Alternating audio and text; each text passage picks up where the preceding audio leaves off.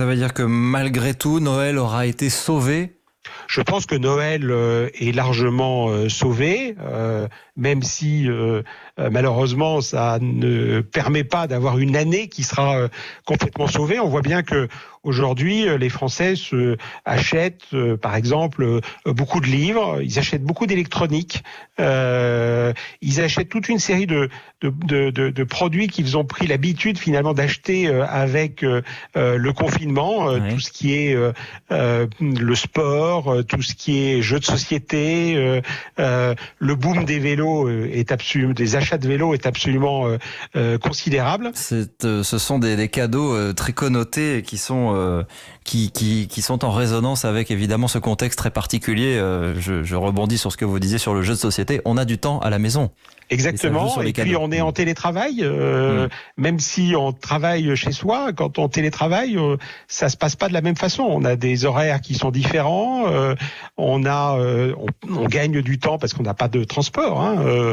Il y a beaucoup aussi de tout ce qui concerne la décoration, tout ce qui concerne la maison d'une manière générale, se développe beaucoup parce que comme on est plus souvent chez soi, on s'aperçoit qu'il y a des travaux à faire, un certain nombre d'améliorations à apporter, et du coup, tout ce qui est bricolage et autres se porte très très bien depuis quelques mois. On a une évolution assez forte du comportement des Français, qui est d'ailleurs une accélération de choses qu'on connaissait avant, mais on voit bien que cette accélération est assez puissante. Mais il y a aussi un type de cadeau qui marche très bien, ce sont les cartes cadeaux, les bons d'achat, un cadeau pour plus tard, notamment pour tout ce qui est enseignes qui sont fermées. Est-ce qu'on s'offre des théâtres, des restaurants en attendant la réouverture ? Oui, ça marche très bien. Ça marche déjà depuis pas mal d'années, mais il faut voir que le marché global des cartes cadeaux, il va représenter de l'ordre de 5 milliards d'euros, ce qui est quand même considérable sur l'ensemble de l'année. Alors d'abord, ce sont des cadeaux qui permettent de ne pas avoir à choisir et de faire plaisir à des enfants, à des adultes qui pourront ensuite choisir leurs propres cadeaux. Ce sont souvent aussi des cartes qui sont données par des comités d'entreprise, par exemple.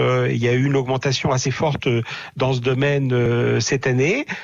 Donc il y a là un vrai développement de cet outil qui se développe de plusieurs dizaines de pourcents chaque année. Merci beaucoup Jacques Cressel d'avoir été ce matin sur Europe 1, président de la Fédération du commerce et de la distribution. Je vous souhaite de belles fêtes et de belles fêtes aux commerçants en général. Merci beaucoup, belle fête à vous aussi.